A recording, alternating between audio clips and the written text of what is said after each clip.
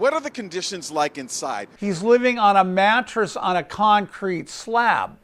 The toilet is a steel combination toilet, no moving parts. He probably is not getting any sleep because they're leaving the lights on 24/7. It's probably very cold in there because they run the air conditioning 24/7. 3 days ago, Nicolás Maduro was the most powerful man in Venezuela.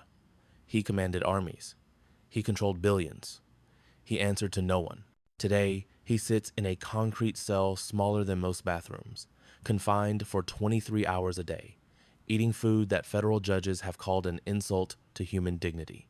On January 3rd, 2026, a U.S. military operation descended on Caracas and did what many thought impossible. They captured the Venezuelan president and his wife, Celia Flores, then transported them directly to American soil.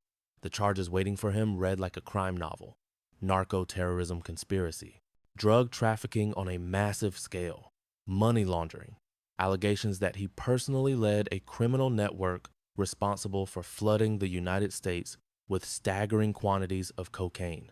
But here is where the story takes a turn that nobody could have predicted.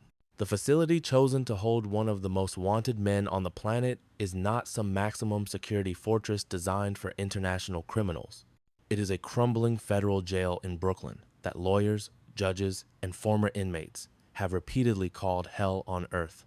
Welcome to the Metropolitan Detention Center, Brooklyn, a place so notorious, so consistently brutal, that federal judges have refused to send defendants there. A place where they have actually reduced sentences just to compensate for the trauma of being held inside its walls. One judge went so far as to convert a prison term into house arrest, calling it consolation for what the defendant endured. This is not an exaggeration. This is not dramatic effect. This is documented reality backed by investigations, lawsuits, and the testimonies of hundreds who have survived it. And now Nicolás Maduro calls it home. The Metropolitan Detention Center opened in the early 90s in Sunset Park, Brooklyn. It holds somewhere between 1,300 and 1,600 inmates at any given time, mostly people awaiting federal trials. After the Manhattan Detention Center closed in 2021, MDC Brooklyn became the only federal jail in New York City. It also became a symbol of everything wrong with the American prison system. To understand what Maduro now faces every single day, you need to understand what happens inside MDC Brooklyn. And I want to be clear, everything I am about to tell you comes from official reports, court documents, and first-hand accounts from people who lived it. In 2019, during a polar vortex that sent temperatures into the single digits, a week-long blackout struck the facility. Inmates sat in freezing cells with no heat, no electricity, and no hot water. The Justice Department later admitted the crisis was gravely mishandled. People nearly died from the cold inside an American federal facility. But that was just the beginning. Violence at MDC Brooklyn happens with terrifying regularity. Inmates report stabbings occurring multiple times per week. In 2024 alone, 2 inmates were murdered.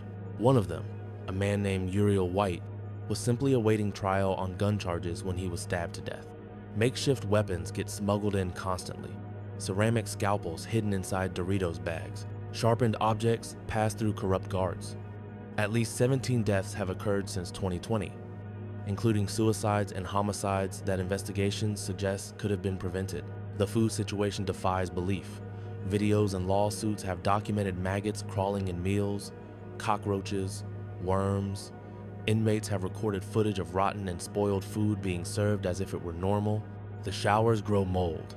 Toilets break and stay broken. Raw sewage has leaked into cells where human beings are expected to sleep. Medical care barely exists. Staffing levels have dropped as low as 55% of what the facility requires. Inmates have had cancer missed entirely. Others have died after panic buttons failed or staff simply ignored emergencies. In 2024, a diabetic inmate nearly died because no officers were even present on the unit. One inmate death in 2020 involved accusations of excessive pepper spray use by staff.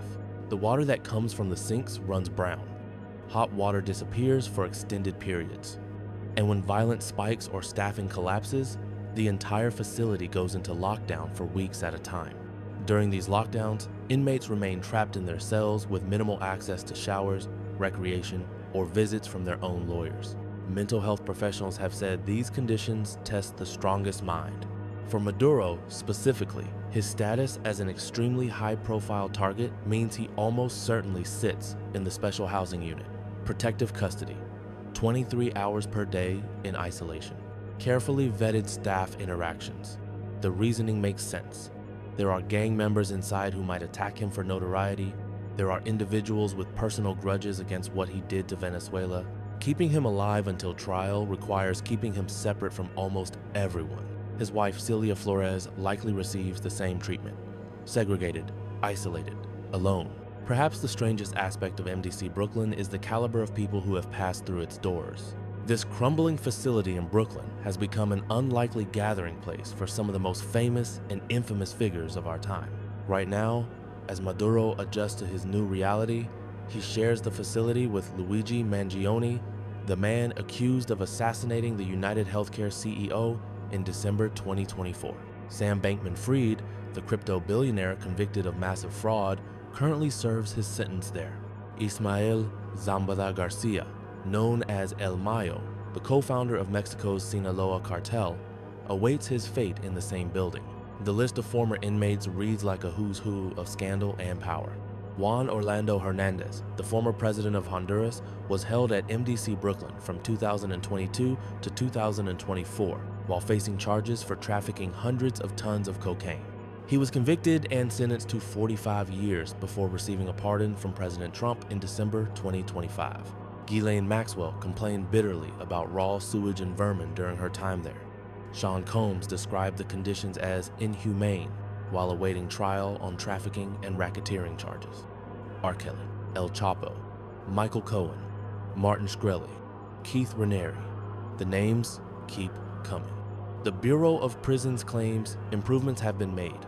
More staff hired, fewer inmates, repairs completed, reduced violence and contraband by late 2025.